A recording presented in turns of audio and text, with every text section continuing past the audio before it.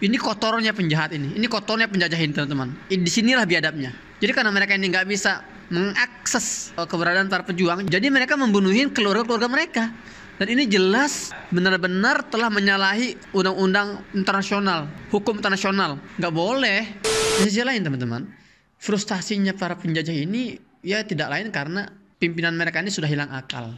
Netanyahu ini setiap hari didemo oleh ribuan, bahkan puluhan ribu para pemukim ilegal Yahudi di Tel Aviv. Setiap hari sampai detik ini lagi didemo mereka itu. Netanyahu ini. Memang Netanyahu ini lagi benar-benar sakau. Bagaimana enggak? Ponakan dia itu salah satu pemukim ilegal yang sedang ditawan oleh para pejuang di Gaza. Semua tentara Zionis yang masuk ke Gaza itu mereka menggunakan Pampers. Di antara sebabnya yang saya dengar itu karena ketakutan mereka itu sangat besar. Jadi gampang kencing di celana. Jadi kapan mereka rencananya mau masuk serangan darat? Saya nggak perlu menjawab dengan jawaban dari saya dengan analisa bertele-tele. Itu sudah ada jawabannya sejak 1400 tahun yang lalu. Nabi Musa juga pernah memerintahkan orang-orang Bani Israel ini untuk operasi darat masuk ke wilayah Palestina. Assalamualaikum teman-teman. Saat ini saya lagi ada di dapur darurat di jalur Gaza bagian selatan. Alhamdulillah kemarin kita motong 2 ekor sapi, masing-masingnya beratnya itu 450 kg dan alhamdulillah hari ini sedang diolah yang sudah matang. Kita lihat ini dagingnya, Insya Allah, dan ini nasinya.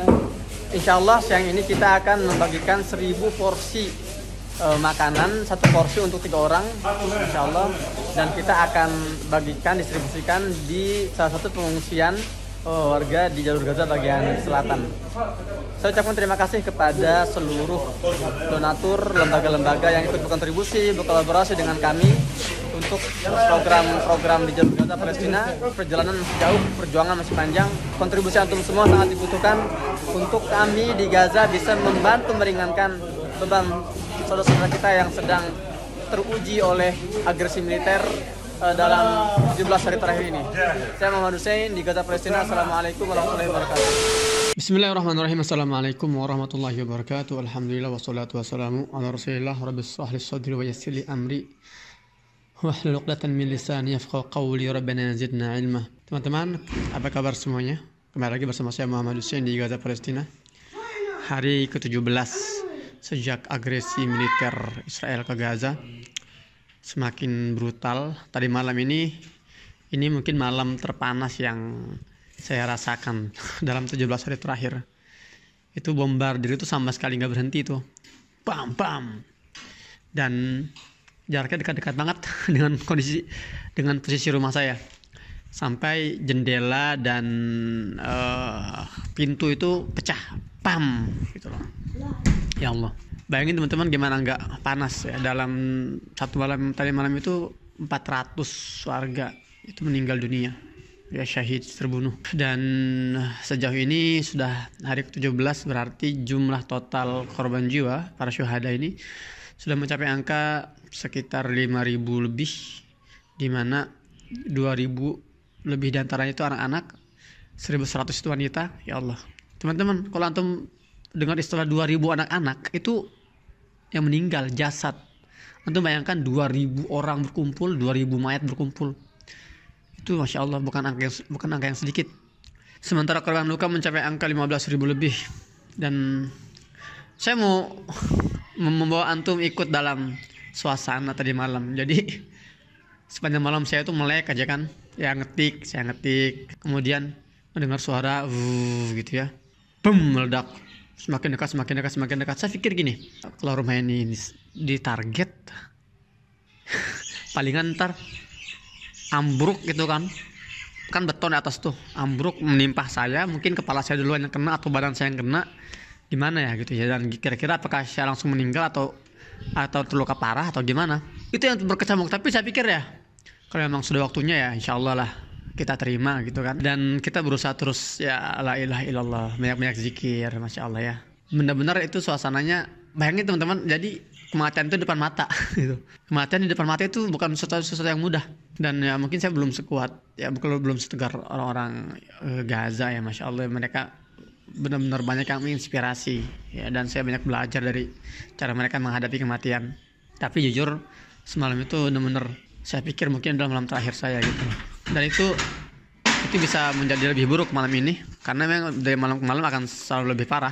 Dan saya sudah jelaskan di postingan Instagram saya tadi pagi, memang intensitas serangan malam hari itu jauh lebih dahsyat dibandingkan serangan siang hari. Memang itulah sifat Yahudi itu, sengaja mereka itu menyerang malam hari itu biar mentarget mental warga yang sudah lelah seharian lelah bergerak, mencari perlindungan, mencari makan yang sulit ditemukan, mencari air minum bersih yang terpaksa mereka harus mengonsumsi air ledeng.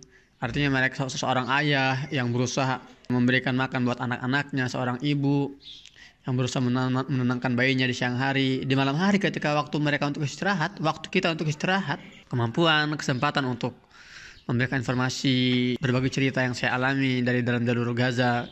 Karena saya juga paham teman-teman sangat menanti-nantikan semua informasi dari kami di Gaza, karena memang sejauh ini belum ada media di Indonesia atau di dunia yang benar-benar memberikan informasinya secara benar-benar secara objektif gitu ya. Karena banyak narasi-narasi dan kepentingan-kepentingan yang berusaha disampaikan.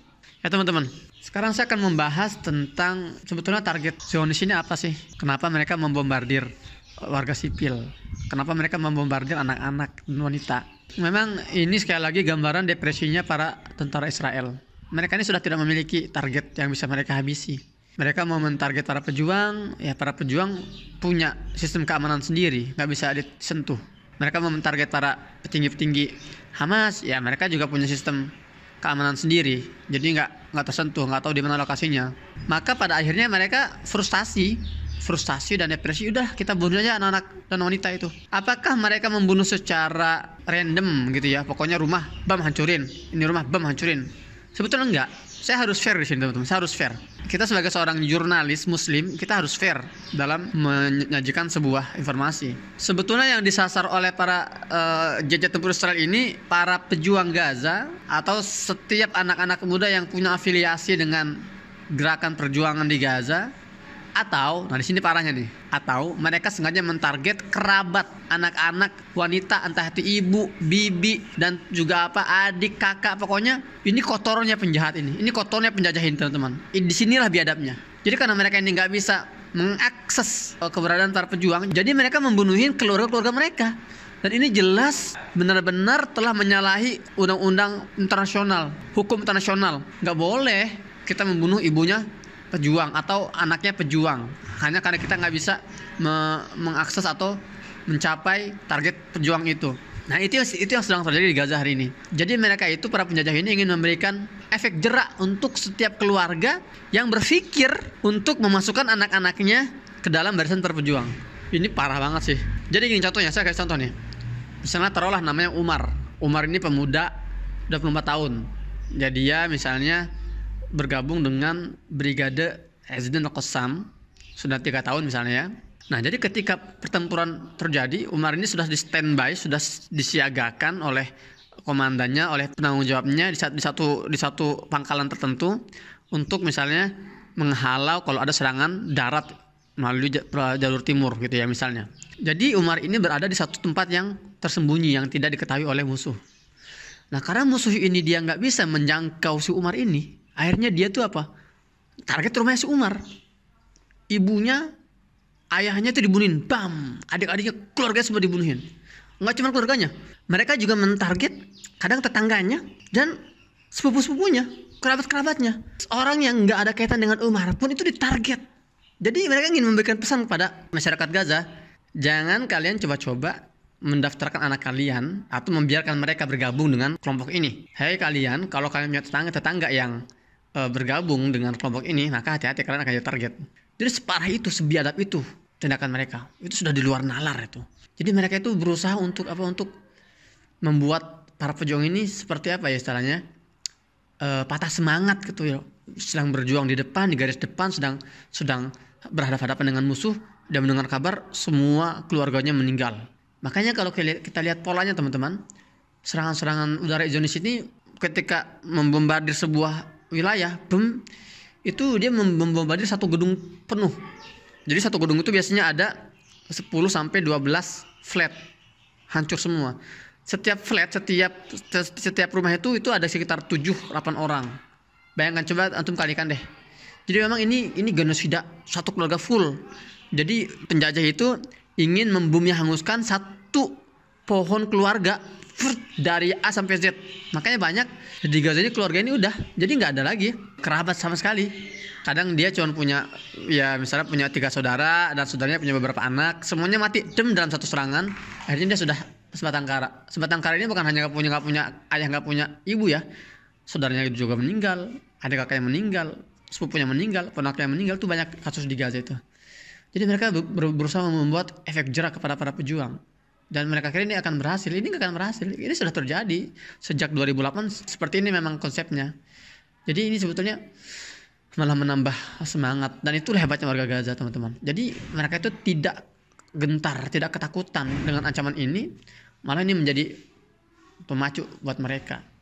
Karena bagi warga Gaza ya, kalaupun saudara-saudaranya meninggal, keluarga yang meninggal, oke lah, sedih lah, wajar. Semua manusia pasti sedih, menangis, itu manusiawi. Tapi setelah itu mereka akan berpikir secara logis, ya Masya Allah, ayah saya sudah tenang, sudah aman di surga insya Allah Ta'ala, ya sebagai syuhada, tidak perlu lagi hidup di dalam blokade, tidak perlu lagi hidup di bawah bayang-bayang terorisme penjajah, tidak perlu lagi kesulitan mencari makanan, mencari obat-obatan di dunia. Jadi seperti itu, dan itu yang harus diyakini oleh kita sebagai umat muslim. Nah, di sisi lain teman-teman, frustasinya para penjajah ini ya tidak lain karena pimpinan mereka ini sudah hilang akal.